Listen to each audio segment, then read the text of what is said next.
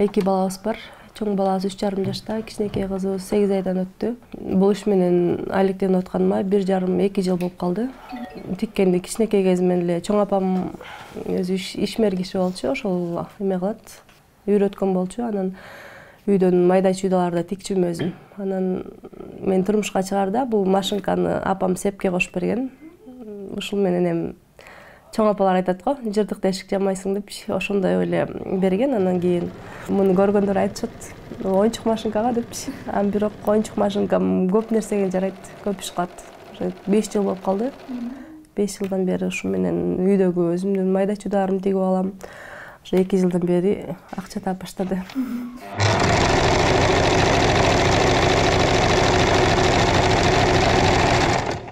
Кесибим боюнча тамак аш технологумун. Мен университет бүткөндөн эле турмушка чыгып, өзүм кесибим боюнча иштеген жокмун. Андан кийин уже бала менен отуруп калдым. Ал убакта эч жака чыга албайсың, бала менен бир нерсе менен алектениш керек экенин билдим. Андан кийин балам бирге чыккандан кийин чоң апасы карап берди баламды. Анан университеттин астындагы эмени столовойду арендага алып иштеп баштадым. 7-8 ай иштегенден кийин карантин болуп калып, университеттер жабылып калбады. Ошондон 1 жылга ишибиз токтоп калды. Ошол момент мен онлайн интернеттен Турциядан кийим заказ берип, байер деп коюшат азыр. Ошол байер болуп иштеп жүрдүм. Анда 1 жылда иштедим. Байерлер аябай көп экен, конкуренция аябай көп. Анан уже башка иш кылыш керек экен деп ойлонуп баштадым. Мындай көбүрөөк акча түшө турган депчи. Анан ушул постельди мурда эле тикчим, үйгө өзүмдүн комплекттеримди өзүм эле тигип.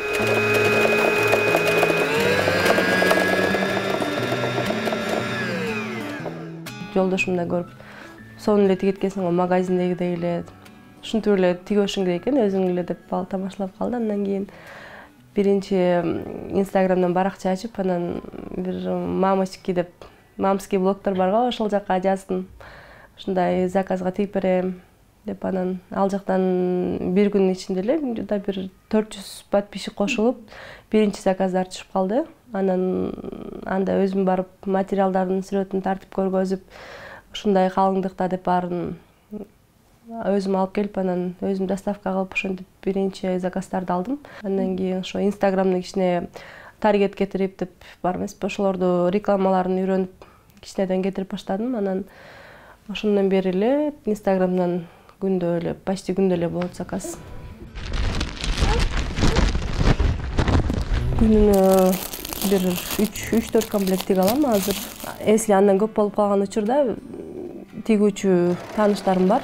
Менин технологиям менен, менин техникам менен тигип беришет. Ошолорго тиктирип, анан өзүм топчуларын тагып, калгандарын упаковкалап, анан өзүм үйдөн кетирип жиберем.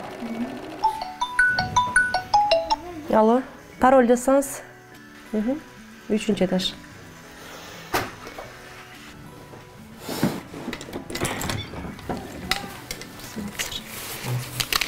$220 сом деген, э? 20? Жана номерге салып коеюн, э? Жана номерге салып коеюн бо? Жана алып көрөйүн.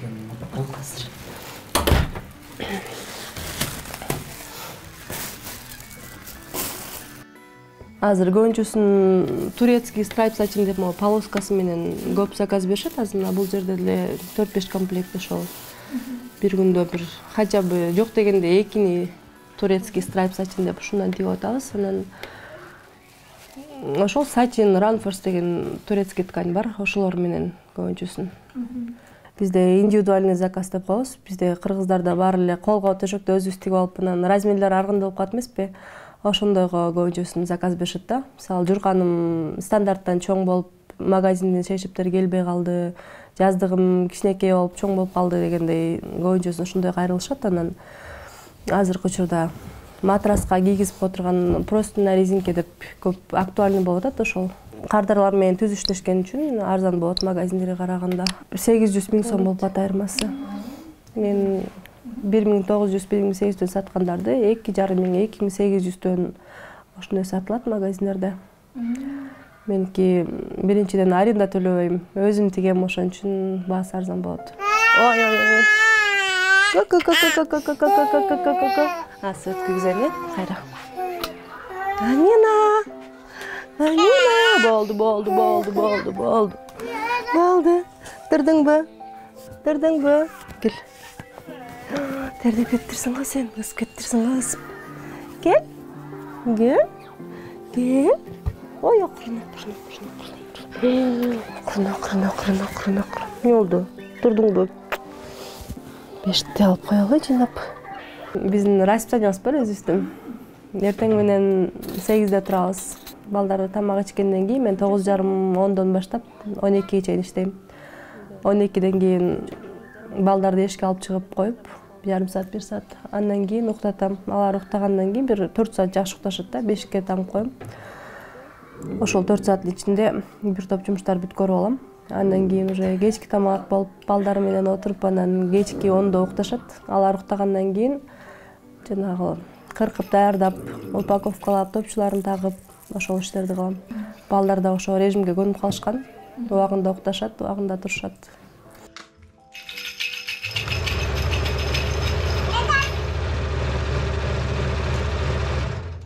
Үй бүлөдө ошол жолдошунун колдоосу аябай маанилүү экен. Эмне жумуш баштасам деле, башта жардам берем деп отказ кылган жок да, баардыгына.